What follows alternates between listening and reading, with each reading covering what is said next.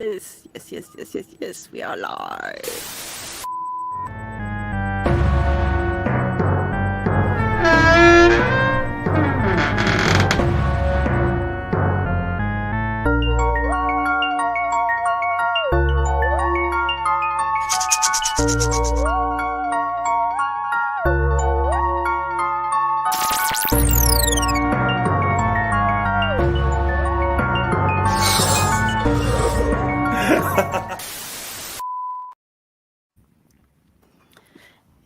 Hello, everybody.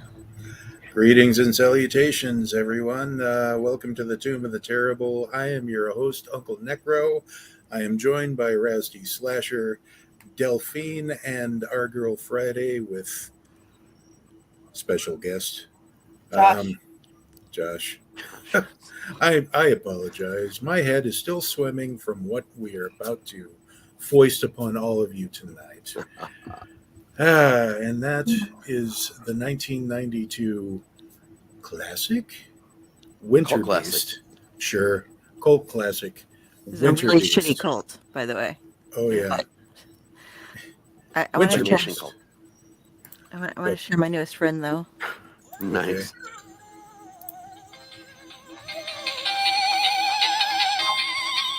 I won't make you listen to the whole song. This is a new toy that I got. So he's going to be joining us for all of October. Ratatosker's just going to hang out and drink by himself. Nice. Have a new guy. So. Just October or all year round, I'm hoping. Well, he'll be with us all year round, but he's going to be our special guest through all of October. Special co-host. Frankenstein's monster and dancer. Okay. So, there you go. So I've missed you guys, man. I've been out for a couple weeks, still kind of technically out for another week or so. But I could not resist coming back for this movie because this was one of my picks. It's a very special movie to me. When I was young, me, my mom, my brother, my sister, and my cousin Michael used to just go and rent the most random horror films we could watch on Friday nights. It's just what we did on Fridays. And we went to the long since defunct West Coast Video, which was strange to even have one in Ohio at all. It was the only place this movie was even available to rent anywhere near us. And we'd heard of my cousin Michael, who's older, who had heard about it, and he'd hunted it down everywhere, and he found this copy. So we watched it, and of course, I don't feel much different about it now than I felt about it then, to be honest. We'll talk about that a little bit more later, but like, it's just one that, for the history behind the movie, which we'll also talk about, it just had to be mentioned on this show. It felt really important to me that we included it at some point. So I apologize in advance to all of you at home who have not yet watched it, who may watch it after this. But I don't apologize to you guys because, we're family. You got to do this to family. This is also one of the movies as to why I'm no longer allowed to pick movies here at home. This is one of two movies that, three movies that happened in a row that, made them ban me. So I watch bad movies alone now. I have the same problem. For me, it was this one, Wolf Cop, which is also on our list at some point, and Monstered, which I also wrote down on our list. Wow. Yeah, I'm still intrigued by the last one there, Monstered. Yeah, yep. It is that one's actually from the same filmmakers that made the Jack Frost horror film. It's part of the same continuity in the overall world, because Jack Frost starts with a serial killer escaping prison, but if you really pay attention, it was actually a small group of them that escaped.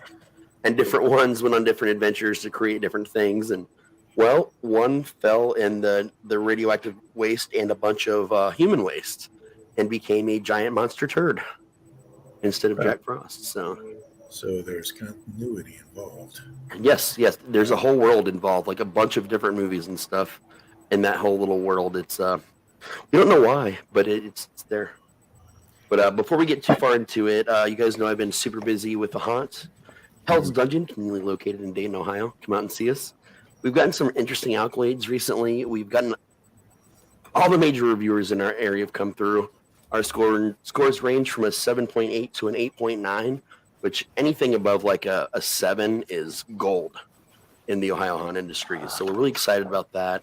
We've got the largest cast we have ever had, and honestly, the best overall group of actors we've ever had. Like, managing these guys has been easy for me. like oddly easy. The hardest thing is when everybody calls off and we have to place people in different spots. But everybody's taking everything quick. Everybody's learning really quick. At this point in time, nearly all of our cast at some point in time has been mentioned in a review, which is a haunt first for us. We also got mentioned on iHorror, which is a very, very huge online horror site that covers a lot of things. One of their writers just happened to randomly come through the haunt and not tell us where they were from. Our owner, Fred, loves to just randomly catch people as they come out to say, hey, what'd you think? But he also asks questions like, how could we improve? Because that's an important thing for us to listen to people that come through, not just reviewers. We're actually more interested in the random people that come through, like, people in our hometown to know what they want to see. So he builds on that and gives that information to us. So we build it up a lot more every year just from that feedback. But this guy came through and he talked to Fred and we had no idea who he was. And he messaged the website, which I run. And he said, hey, I want to do something really special for you guys. Is that okay? And I'm just like, sure. Yeah. Okay, whatever. And then he sends me the link to iHorror and he compiled a list of the greatest haunts in our country. And at the very end of this, it says, despite all these haunts being from other states, Ohio is actually the state that's most known for haunted attractions, and then gave us a special mention. And we're the only ones from Ohio mentioned. So that was like an enormous, big thing. I actually shed tears that day, this is not only the 7th time in my entire life that I've shed tears, and they were happy for a change. So that was a nice change. But on top of that, we got contacted quite at random by a local Harley Davidson dealership. Now, the original correspondence between us was just, what's pricing for group tickets? When we give them the information, then a couple weeks later, out of nowhere, my wife Michelle hears on the biggest rock station anywhere around here, an ad for Harley Davidson Xenia, which, by the way, check them out, Harley Davidson Xenia, claiming that they were doing the first ever annual Freak Fest bike ride that was going to end at our haunt. And that was the first time we'd ever known that it was part of an event, was because of the radio. So, we're scrambling. We called the next week. I talked to some awesome people over there, Ashley and Nick, and they set up some things. And I was like, hey, why don't we do a joint commercial? So I actually got to go down there last Thursday with some people from our haunt, some people over there, and we filmed this giant, it's 1 minute and 30 seconds long, which, as you guys know, is 3 times the length of the normal ad I like to produce because there's just so much to do. I had haunt walkthrough videos. I had just an hour and a half of footage there at the dealership. It took me 9.5 hours to edit this down to exactly 1 minute and 30 seconds and look as nice as it does. So we're pushing this big time. If you guys are in the area, you only have until Friday to get a hold of the dealership to buy your ticket for Freak Fest. It includes a dinner. It's $50. It includes a dinner, a $5 donation to a local breast cancer charity, and at the end of your bike ride, you stop at our haunt, hang out in the parking lot, get some food, meet the monsters, and you come inside. So we have an ad for that because I have to play it. I'm just too proud not to. So yeah. All right, ready? Yeah. Oh wait, guys, it's Nick on your. There's minor flashing at about close to the 45-second mark, I think it is. Okay. Hi guys, it's Nick on your Harley Davidson Xenia. This 2023 Highway King from the Icons Collection. This is Hi-Fi Magenta, burnt white. It's going to make somebody a beautiful ride. What the heck?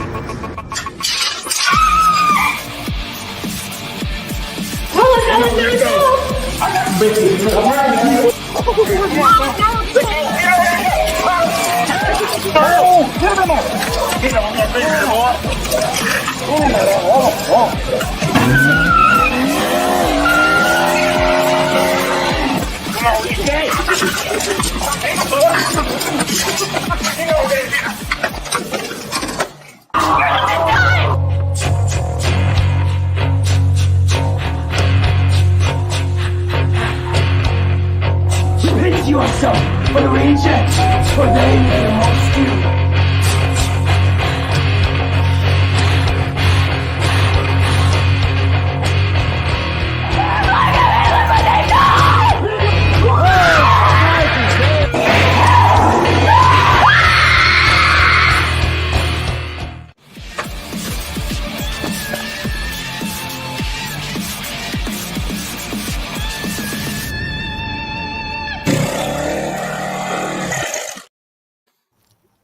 Yeah. So that was our fun video. That was so much fun. Like we had those are some big hunters too. Like some of our most known people, and all through it. Like the part that Harley dealers, I can't even talk today. I'm so excited at the dealership. That was actually our very own Matt. That was the clown in the blue. That's Matt. His character props. The other two clowns, the Jester clowns, were Kyle and Lay. We just got them this year. Big robot. That's Joe. Uncle Daddy, the male firewood redneck cannibal was Rob. And the girl cannibal, Rosie Firewood, that's B-Rad. That's my daughter. She is so it was a lot of fun to do this with them. And of course, for the owners out there, he's Rufus. He plays our title demon character. In the haunt, he's played by Bear, who's like just as tall, but like 3 times as like muscular and wide. So he's pretty frightening at the haunt. And then like just so many people, like too much of a list to name as far as the rest of the video. But like, I don't know, this was the second video I'd made for the haunt, but the biggest one as far as Harley. I'm now having to do a video a week for the haunt, so I'm getting a lot of footage there. But just really proud that everybody came together and made this, and it's gonna be the best season. Oh, it's already the best season we've had. I think our opening night was bigger than any night we had ever during years 1 and 2, and it was our 4th or 5th biggest night of season 3. So to start that at the beginning of our season earlier this year was pretty fantastic. So. Community has finally figured out that we're there, that we exist behind the shopping center. So that's a big one. Nice. That was a very awesome commercial too, by the way. Thank you. That was a lot of fun for me. It's a lot of work, but it's a lot of fun. I learned a couple new skills in the meantime that I'm going to bring to what we do. So what we need to do in the future is bring on everybody whose persona starts with Uncle and just have us run ripshod over something. I don't know. That'd be awesome. No, you'd love Rob. I talk a lot about how I've been doing haunts for like 29 years. He's been doing them for like 40 years. So like he's who I look up to personally in this whole area. Like Rob's the guy that I look up to. So I'll do anything with Rob at any time. I'm sure he'll get on for us sometime. Nice. Okay, so we've put this off long enough, I think. Yes. Let's get into Winterbeast.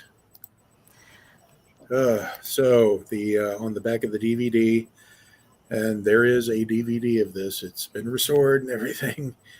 Weird things are happening in and around the Wild Goose Lodge, a snowy inn located in rural Massachusetts. People are being found dead and mutilated, while others are vanishing without a trace.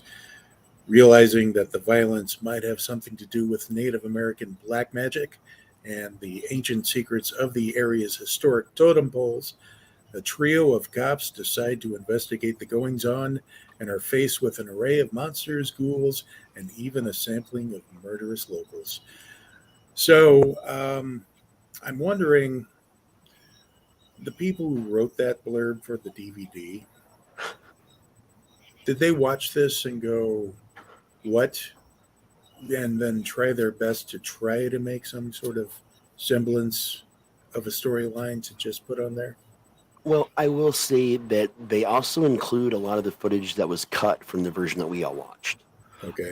It's stuff that never made it into the movie that did make the storyline make a little bit more sense, and then there was some more actual kills and some things that make the Winterbeast a little bit more important in the big release by Vinegar Syndrome. But they're known to take movies like this that are deep into obscurity and make special editions. So okay, gotta make the money back.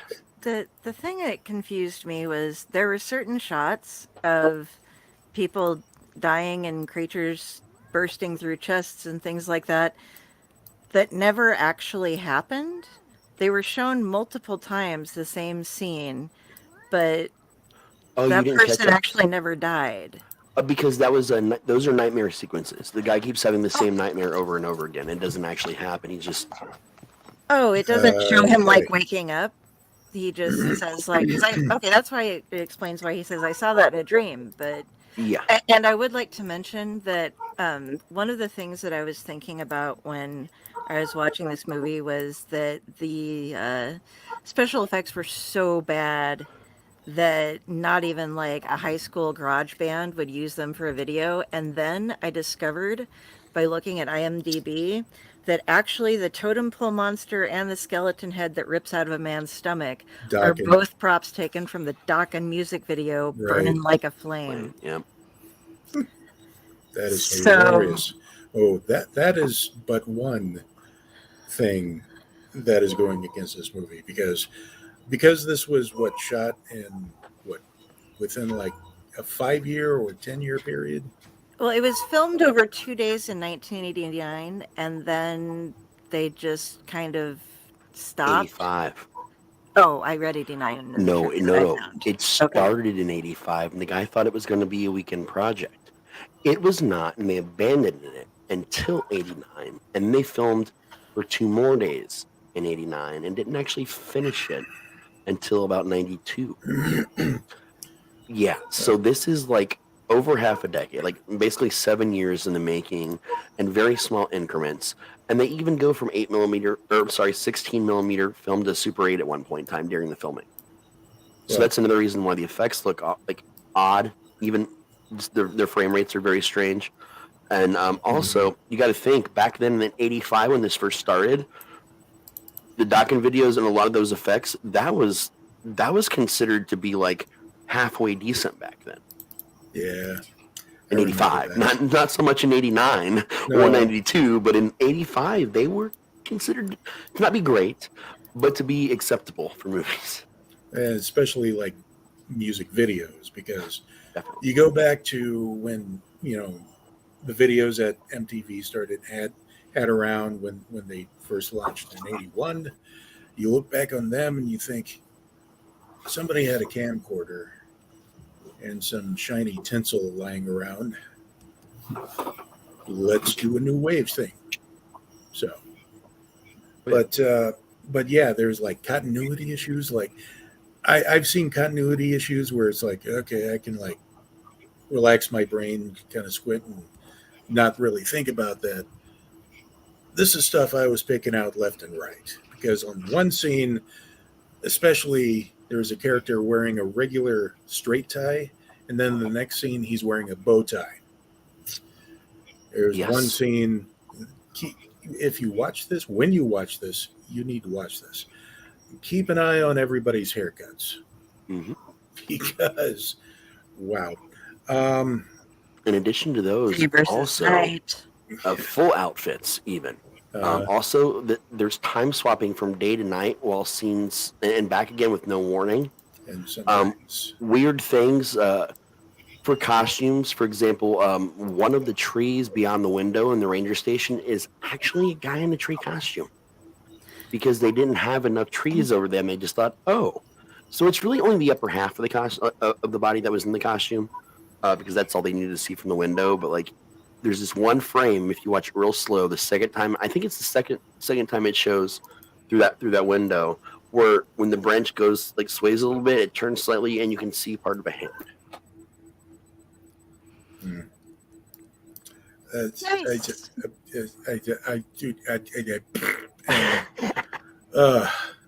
Yeah, I was watching this thinking, wow, we're in for like the first 5 minutes where it's like I'm looking at nudie magazines, and we're showing the pictures from the nudie magazines, and here's like a playing card with nudies on there, Yeah. and then and then there are boobs everywhere in the first part.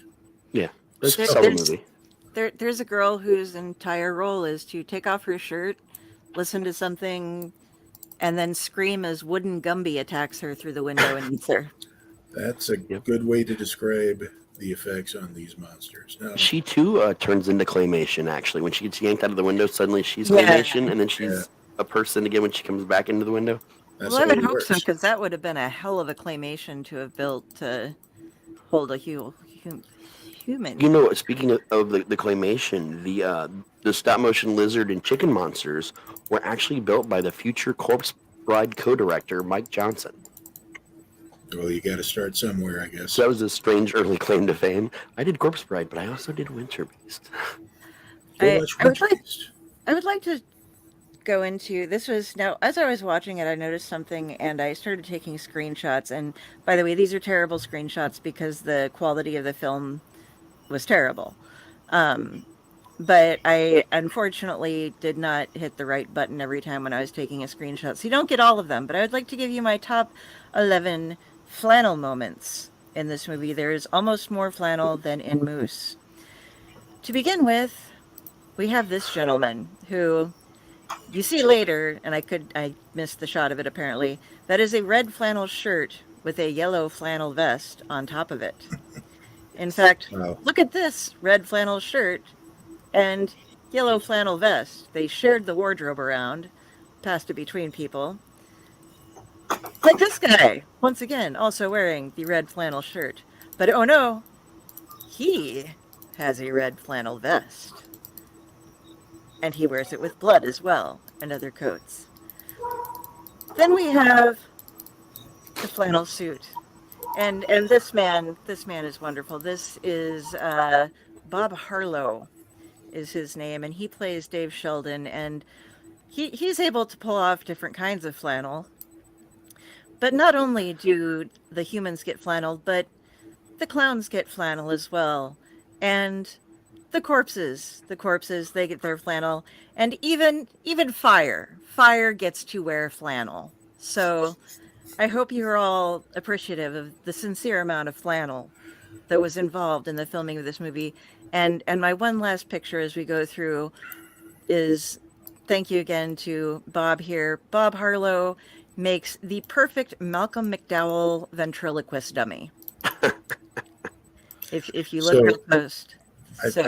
I think I'm beginning to understand. You see, they may have started in 1985 filming this, but they had to wait all those years until grunge hit in 92 for it to finally come out.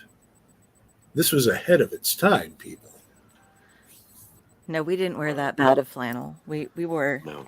like this is my flannel from back in the day. I had this in when I was in high school. I remember This is that. good flannel. Yep. That is bad flannel. I wore the green version of that pretty much all through high school.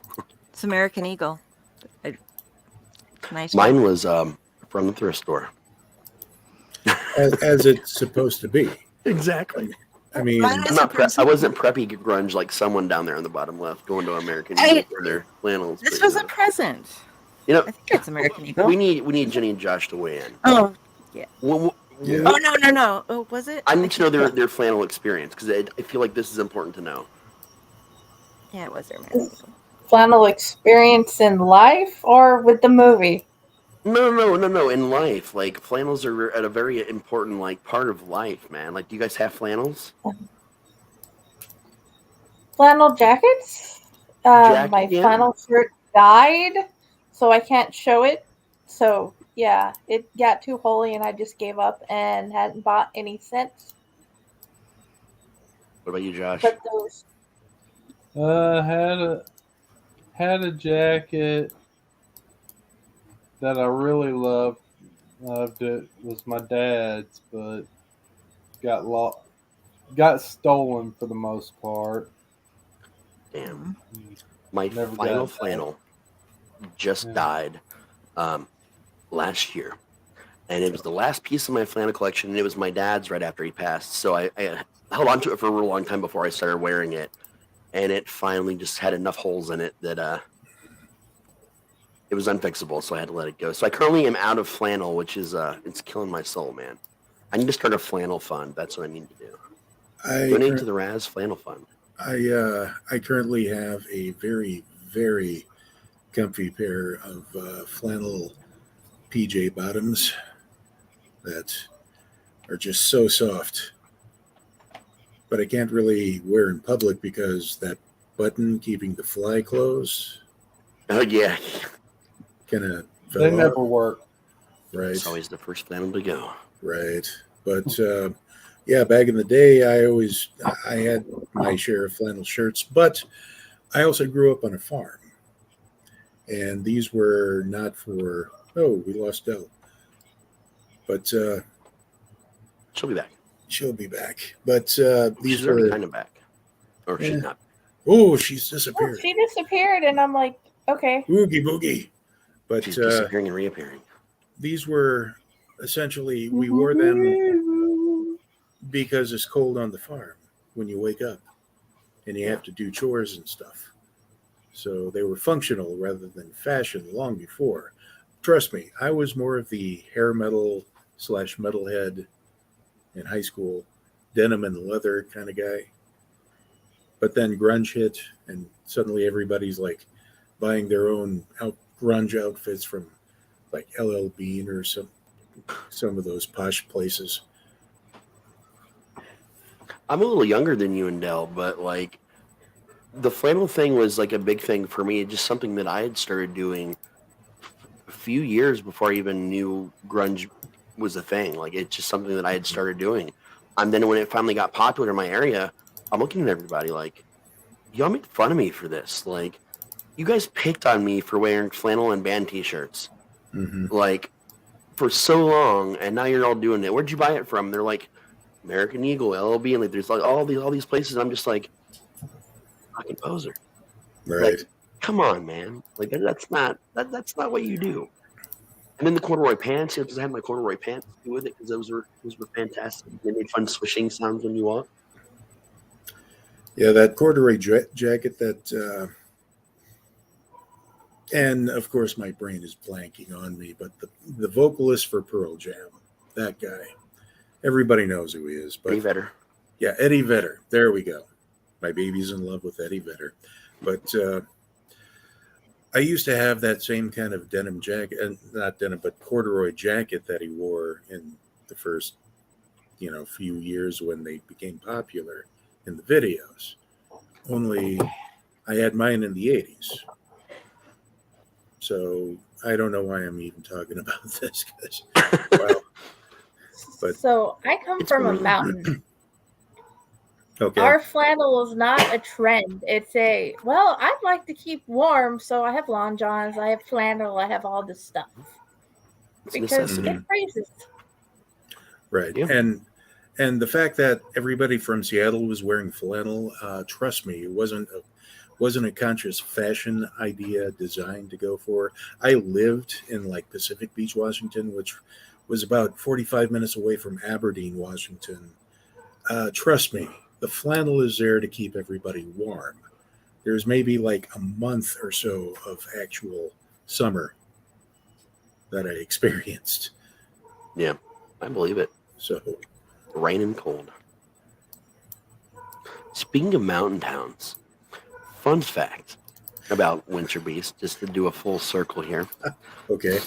It's my segue. They actually filmed this, a big chunk of their early shooting, at a harvest festival on the mountain because it actually was filmed in a small mountain town. So the festival was not part of their budget. They just got permission to shoot there. Nice. Which added a nice little, backdrop. And the other cool thing about it is every one of the actors in that movie had never acted before. I can tell. Yeah, they were all locals in that area or nearby areas. They did not know what they were doing. Which explains a lot of the acting and a lot of the choices that were made during the film. We watched Lamageddon. We understand. So yeah, I was wondering about that. There's at one point there's this big sign that said cider bar, which intrigued me. Is it the good kind of cider or the kind that is family friendly? There, it's hard to say. It's hard to say. A little mountain town like that, though, I would think it was the fun kind, I would guess. Okay. Are we just killing time now, waiting for... No, I mean, we're kind of going on. Okay. We're a little bit of both. We're just doing it a little bit more slowly. Okay. So I can toss you another fun fact in the meantime. Sure. Originally, the filmmakers imagined the Winterbeast in its entirety to be a stop-motion creature. Like, every Winterbeast shot would just be stop-motion. And then later it became a guy in a costume, of which some footage was shot. But when the movie fell apart in '89, Mark Frizzle, the producer, did some stop-motion bits between gigs at his day job at the Oliver Jar Animation to fill in the missing monster footage. Far more of that footage was again included during the DVD release. So it gave the monster more, like I said earlier, more of a point to it. But yeah, they couldn't afford to keep doing it that way originally, apparently. Okay, which brings up this next question that just bothered me during the entire thing. And maybe you can shed some light on this. And I know this is a question that's been asked over the internets. Which one was the Winterbeast? There's so many. Nobody really points it out. I mean, And we have like this four-legged thing and multi-legged thing, and then what looks like a big bug-eyed bear, I guess. there was definitely a number of creatures. Mm-hmm. We had what? This is hilarious. The totem, the original totem that had the skeleton attached to it. We had him. We had the tree totem. We had what looked like the mutant Ewok is what it's being referred to. Okay. The giant chicken and the what later became the dinosaur-looking version of the same chicken. Now, the Winterbeast was a creature that, I mean, reddish, demonish mask, horns, weird long black hair, and necklace made of bones. Okay. So it was the more of the non-claymation version. Okay, that guy. All right. Yeah, that guy was the actual Winterbeast, but there are some weird stop-motion-y shots of a creature that looks kind of like him. Okay, and also, kind of adjacent to that question, it didn't really look like winter, really. No. Maybe mid-fall. So yeah, the filming of this movie happened it started the end of summer into early fall. And they call it Winterbeast. Yes, because apparently the reason why they called it Winterbeast was they were expecting to get some pickup shots, more winter-based pickup shots later that they never kind of really honestly did for the most part. And the town itself that little mountain town is more of a tourist town that sort of starts getting busy in fall, and then winter people tend to stay out there, I guess, at that time back in the 80s. And I guess they just hope for the best. And like many films of its time, it was poorly named. Yes. The end result. Poorly named, among other things. Mm-hmm. The poor name was the smallest part of the absolute fuck-ups that happened to make this movie. Right. There were several day for night shots, and one of the characters constantly is wearing a pair of shades for some odd reason. The owner of the inn is quite delightful, and my favorite part is, let's just say, the corpse dinner party, where he's just puts on a record, and he puts on a mask, and he's just dancing around. A creepy ass clown mask. I remember I was just sitting there going, okay, all right. Vibes. Say it again. Gave me Psycho vibes. Oh yeah, dude, total Psycho vibes. I mean, somewhere between like Buffalo Bill and Psycho, I think. Yeah, right. Bates and Bill. It is a pity that Dell isn't back yet, because holy crap! And that song. What was the name of that song? I tried looking it up. Give me a second. I can find out for you. Okay. Talk amongst yourselves. So you like stuff? Oh yes. How about things? Not so much things. More of a stuff kind of guy. Fair enough. Did you have a favorite particular creature? Creature? From this movie? Oh, that would also be the inn owner. Yeah, just his contortions, his ability to go from pleasant to suddenly screaming, acting at a flick of a switch. It was fantastic. It was a sight to behold. Oh yeah. So, the four-armed alien thing was kind of strange. The one that killed the mountain climber. Yes. And I have to say that particular the ADR being used in this movie was hilarious, because that particular scene you mentioned, you if you go back over it, I don't know if you noticed, but it was trying to climb the cliff, but you can tell that it was ADR right over it because they're what's going on? Oh no! And then poor guy got his head bit off. Yeah, it was poor guy. I'm having trouble actually finding what the song was. Something it had something to do with somebody waiting for somebody to come back with something to tie her hair. It was an entire song. Yeah, I can't find it offhand. We're going to have to use Shazam or something. Rewatch that thing. I'm working on it, though. I'm still trying. Okay. Fun fact, you mentioned the ADR. Some of the slower moments of the conversation give away to the hilarious realization that we're being shown two people talking back and forth. They're actually in completely different locations, and they filmed their scenes at different times, and they just tried to keyframe match it up, which made for terrible, slow-paced dialogue. Oh, yeah.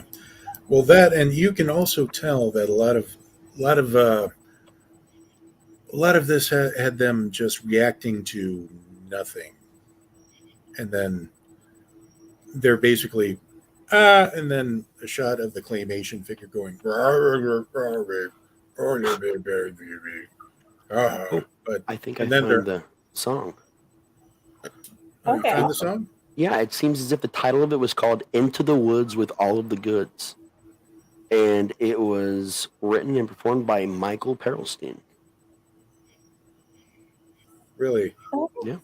That's the one with the record he put. Yep.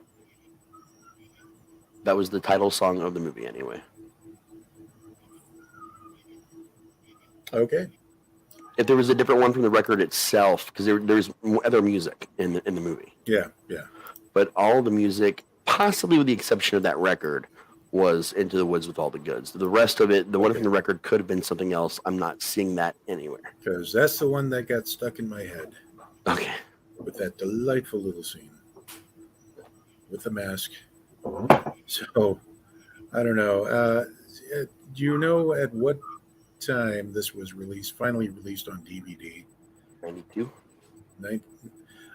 We didn't have DVDs in 92, I believe. Oh, sorry, the DVD release. The video itself, I'm sure, like Walmart for a couple of bucks. I don't know. Let's see. It actually got a newer one. A newer release happened in 2021, April of 21, and it was released on a Blu-ray collection called Homegrown Horrors. That is actually the most complete version of the movie. Really? Yeah. I know Riff Tracks did their version of it last year. So that's why I haven't seen it yet. Okay. It's available there with in case you're not like us, who are very seasoned and trained idiots who go through this professionally, and if you need something of a something like training wheels, rifftracks.com. They have it there on the site. Have at it. But in any case, as the full movie, they're just riffing on it. So, still waiting for Dell to come back and join us. In fact, DVDs did exist in 1992. Really? And it was released originally on DVD in 92. It was released prior to 92 and very limitedly on VHS. And then 92 was the full DVD release. And then again, April of 21 was the Blu-ray remaster. Okay, but did it get a laser disc? I doubt it. That is only somewhat popular things got Laserdisc. That is the superior format. Thank you very much. And I do have only one more fun fact. Okay. You guys remember that one moment where a character just spontaneously catches on fire? Yes. So that happened because the film ran out in the camera while shooting the scenes, resulting in a flash frame over his face. Okay. It was a random, complete accident with the camera. They left in the movie like so many other things. A happy little accident. Yeah.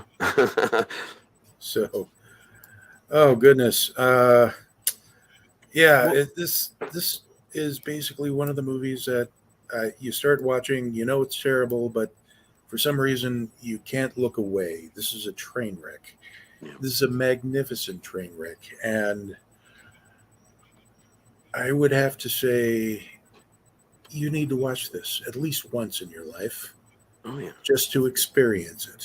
This has claymation, stop motion, special effects. And oh my gosh, this has been described as a bunch of horror scenes just kind of randomly taped together and held together with scotch tape and baling wire. I would say it, a little bit more like this is what would happen if somebody who wants to make a horror movie but also has severe ADHD and then succeeds in making the movie, but and lots of LSD. Lots of LSD too. Well, just this liquid. They just put it in their water bottle and all day. This was the 80s, so you can probably cocaine. I don't know. I'm sure there was a fair amount of that as well. Right. So I do want to read some of the. Please stop. Some of the 5-star reviews from Amazon. Oh, please do. I love Amazon reviews anyway. Okay. Great, fun, awful, supernatural monster B movie. An incredibly super B-type movie. Acting is bad, plot is paper thin, but ... The stop motion monsters are the stars of this show. Would make Ed Wood proud. Perfect movie for a party. From Brian Verhanovitz, if I'm pronouncing that correctly. Fair enough. And from Jennifer M. Hensley, crazy, with 4 exclamation points at the end. Oh, you know she's serious now. Oh yeah, like please buy this now. Are you a fan of stop motion? Just buy this. It needs to be in your horror collection. Oh yeah, oh yeah. And then a clip of the Kool-Aid Man bursting through. Anyway, Fun fact, Jennifer is the cousin of the Kool-Aid Man with her 4 exclamations. Okay. Remember to stock up on beer and invite your friends for this too. LOL. And after a couple of 1 stars, and then Lou Toad writes, if you are into strange, low-budget, almost art movie horror, this is the unholy grail. What do you mean almost art? This is almost. Art. It is. This is art. And GBW0904 writes, best movie ever. This is sure to be a cult classic someday. Somewhat funny, even though a horror movie, just like the true classics are. And then finally, Patrick King, 5 stars, an American masterpiece, period. Don't listen to the local creeps. Couldn't agree more. Could not agree more. So we're going to go around here and hopefully, is Del okay? Yeah, she will be fine. We talked about this a lot in shows before. Del has a seizure disorder, and she was feeling a little bit twitchy there for a little bit, which usually is a sign for her that she needs to stop what she's doing and kind of safe place it for a minute. I'm going to assume the video had a couple little flashy parts, which is why I let her know right before we got started so she would look away. But I noticed that she watched that entire thing anyway, so that might have been what triggered it. So but we will give you guys an update. As far as show-wise, we'll post something on the Facebook just to let you know that she is okay. But, okay. So that's good. But I wanted to go around and get everybody's final thoughts on this, whether everybody should watch this or not. I, of course, have come out and said everybody must watch this at least once in their life, regardless of whether you like horror movies or not. So, Raz? again, I told you guys why I picked this movie. Just it's one of my most fond memories from like all the crazy, stupid ass shit we watched in my childhood, like on our special Friday nights. Those Friday nights kind of happened because we were big fans of Mystery Science Theater, which was not. I think that was on Saturdays for the longest time, and we wanted to kind of keep that going and do it like all weekend. So we actually did our own Mystery Science Theater on Friday nights with these movies before the real Mystery Science Theater, the night after. It was like our practice runs.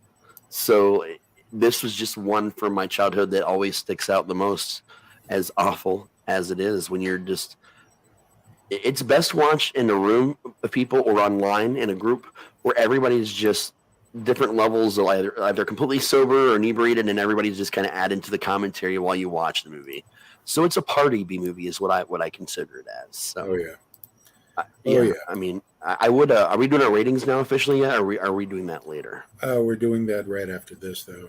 But, Got you. So I'll leave it with that. It's a movie that everyone should see once and only once, because it will scare you for the rest of your life.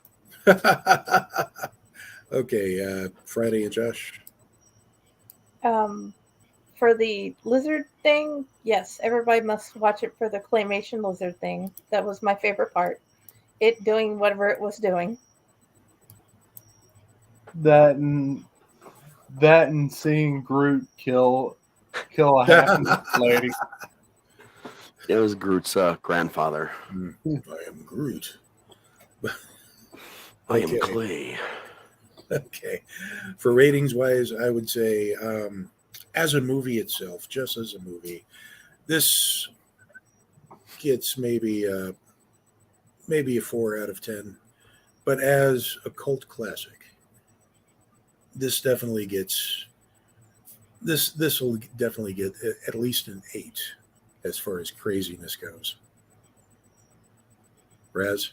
Okay, so we're on a 1 through 10 rating this season. That's what I'm doing. Okay, cool. Because we were stuck in the 1 to 5 last time, which felt limiting. You know what I mean? Like 1 to 5. It's I like 1 to 10 better. I normally do 1 through 10 like banana stickers when I do the music reviews. Okay. So, and that's obviously something taken from Metalocalypse, banana stickers. So, anyway, go ahead. Let's see here. What do I rate this? For nostalgia and the claymation alone, because like you said, if it was just the movie I was rating, it would get like maybe a 3 or 4 at best. I'm gonna give it a 6. A 6 tires. 6 Roberts. Okay. Yeah, because the nostalgia is strong, the claymation's great, and just the memories of this movie. But yeah. Okay. And Friday? For the movie, probably about 3.5. For how much I like the claymation, I'd give it probably about a 7. Okay. And Josh? About the same. Okay. Nice. We have a united front there. So anybody want to hit the wheel of the terrible? Yes, as soon as I can. Ooh, yes, the wheel. Okay. Can we spin the wheel, though? Because I thought that Dell had to spin the wheel. That is a good question. Because I do believe that the wheel is on Dell's computer, but Dell did say if she did not make it back, we would do a special video either later tonight or like tomorrow when she's feeling a little better. And we'll actually have her do that video. We'll make it a video for you guys. That way you can see that she's okay and she's doing well. Okay. So we'll kind of combine those all in one. And as soon as she's doing better and gets back, we'll film that separately. And the only place you'll be able to find that, though, is just on our Facebook. So you're going to have to make sure you're following our Allied Network Facebook if you aren't already, to see what lovely pile of cinema we're going to watch next. There was a pile of cinema right there. But that was a pile of cinema. Big, steamy pile of cinema tonight. But so it's going to be. That's definitely going to be a surprise for all of us, I guess. So, anyway, Raz, where can they find you? RazTslasher.com, which I just kind of noticed I have to renew. So I'm gonna make sure I do that. I can't forget to renew the website. And all season long, all the way up until at the very least the first weekend of November. Who knows? Maybe we'll extend it. It's hard to say yet. At Hell's Dungeon, haunted attraction, conveniently located down in Dayton, Ohio. So I'm actually not acting much this year. I'm doing a lot more behind the scenes. So you run an even larger risk of just randomly running into me as I fly through the building in all directions to do different things. So come down and check it out and definitely see me. Okay. Friday, where can they find you? Friday's Library in the Blue Box is my page. Friday Blues Disorganized Library is my group. You can find me on Raz's website, Raz's social media, Del/Carrie's social media, and Fake Horse social media. So if you message or comment on anything over there, I will probably be the one that says something to you. All right. And Josh, where can they find you?